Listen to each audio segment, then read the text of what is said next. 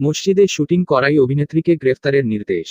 বলিউডে ও হিন্দি মিডিয়াম ছবিতে ইরফান খানের সাথে অভিনয় করেছিলেন পাকিস্তানি অভিনেত্রী সাবা। এবার মসজিদ শুটিং করে বিপদে পড়েছেন তিনি। সাবা কামারকে গ্রেফতারের আদেশ দিয়েছে পাকিস্তানের আদালত। দেশটির একটি স্থানীয় আদালত তার বিরুদ্ধে গ্রেফতারি পরোয়ানা জারি করেছে। অভিনেত্রী সাবার বিরুদ্ধে অভিযোগ তিনি এবং আরও কয়েকজন মিলে লাহোরের একটি ঐতিহাসিক মসজিদে নাচের ভিডিওর শুটিং করেছেন। আদালতে এই মামলার শুনানির সময় একাধিকবার অনুপস্থিত থাকায় সাবা এবং গায়ক বিলাল সাইদের বিরুদ্ধে লাহোরের ম্যাজিস্ট্রেট আদালত এই পরোয়ানা জারি করেছে।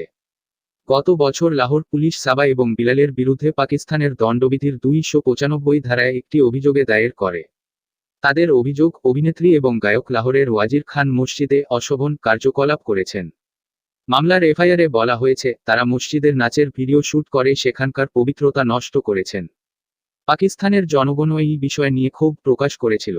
এ ঘটনায় ক্ষমা চেয়ে সাবা বলেছিলেন, আমরা একটি বিয়ের দৃশ্য শুট করেছিলাম, কিন্তু তার সঙ্গে কোনো গান ব্যবহার করা হয়নি বা পরবর্তী সময়েও প্রযুক্তির মাধ্যমে কোনো গান যুক্ত করা হয়নি।